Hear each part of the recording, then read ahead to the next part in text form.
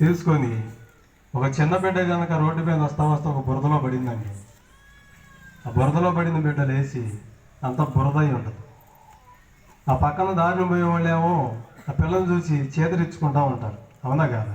చెయ్యి అంటారు, అంటారు, చేదరించుకుంటారు. కానీ బిడ్డ పడి ఇంటికి ఏడించుకుంటా వస్తుంది అనుకో, తల్లికి తెలిసింది.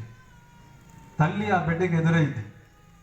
ఎదురైనప్పుడు అమ్మ నేర్చుకుంటా వస్తుంటే ఆ బిడ్డని కసురుకునిద్దా, నెట్టేసిద్దా? మళ్ళీ బురదే, వాసనే, దుర్వాసనే. అట్లా అని చెప్పి ఏ తల్లి అయినా బిడ్డను త్రోసేసిద్దా? లేదు. ఆ తల్లికి తెలిసి ఆ బిడ్డ మురికిందంతా ఏం చేసిద్ది? శుభ్రపరిచిద్ది. హల్లెలూయా! శుభ్రపరిచిద్దా లేదా?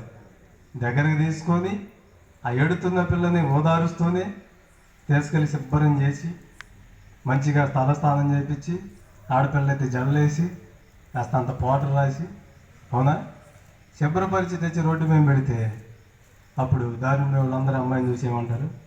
ఎంత బాగుందిరా అంటారు. హల్లెలూయా! ఎంత బాగుందిరా, ఎంత చక్కగా ఉందిరా ఈ అమ్మాయి అంటారు. అట్లాగే మురికిలో, పాపం అనే మురికిలో, పాపం అనే బురదలో పడి కొట్టుమిట్లాడుతున్న సమయాల్లో మనల్ని కూడా అలాగే చాలామంది చేదరించుకున్నారు. అందులో మన ఇంటి వారు ముందుంటారు. హల్లెలూయా! మన అన్నవారు, మన ఇంట్లో వారు ముందే ఉంటారు. ఆ విషయంలో, చేదరించుకునే విషయంలో, గోల చేసే విషయంలో ముందే ఉంటారు. అట్లా ఉన్న మనల్ని, మన బురద మనకు అర్థమై, మన వాసన మనకు అర్థమై ఏడ్చుకుంటే యేసయ్య దగ్గరికి వెళ్ళాం. యేసయ్య దగ్గరికి వెళ్ళినప్పుడు ఆయన మనల్ని చేదరించుకున్నాడా? లేదు.